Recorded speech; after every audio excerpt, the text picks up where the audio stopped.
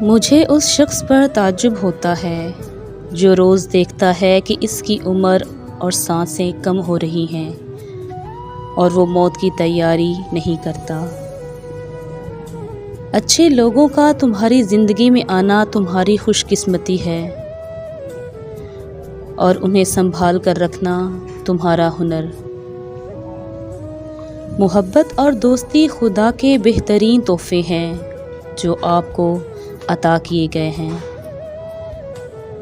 دوستوں کے غم میں ہر حال میں شامل ہوا کرو، لیکن خوشی میں تب تک نہ جانا جب تک وہ خود نہ بلائیں۔ محبت اور دوستی یہ دونوں چیزیں ہر طوفان کا مقابلہ کر سکتی ہیں، مگر ایک چیز ان دونوں کو ٹکڑے ٹکڑے کر سکتی ہے اور وہ ہے غلط فہمی۔ دنیا میں سب سے خوبصورت پودا محبت کا ہوتا ہے جو زمین میں نہیں بلکہ دلوں میں اگتا ہے۔ جب تمہاری مشکلات حد سے بڑھنے لگیں تو سمجھ لو کہ اللہ تمہیں بلند مقام دینے والا ہے۔ دوست بنانے سے پہلے کبھی کسی کے چہرے کو مت دیکھو، بلکہ اس کے اخلاق اور چاہت کو دیکھو، کیونکہ اگر سفید رنگ میں وفا ہوتی تو نمک زخموں کی دوا ہوتی۔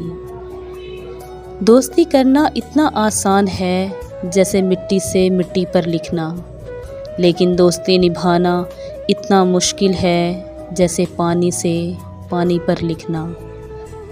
اللہ کے نزدیک کسی انسان کی عزت جتنی زیادہ ہوتی ہے، اس کا امتحان بھی اس قدر سخت ہوتا چلا جاتا ہے۔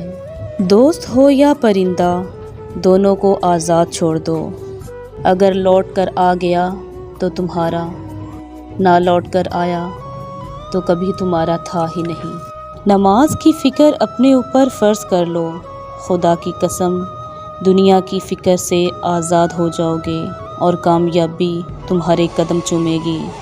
ہمیں چاہیے کہ اپنی ہر چیز دوست کے لیے قربان کر دیں، پر کسی چیز کے لیے اپنے دوست کو قربان نہیں کرنا۔ دوستی کا بھرم صرف وہ لوگ رکھ سکتے ہیں جن کے وجود میں سمندر جتنا دل ہو۔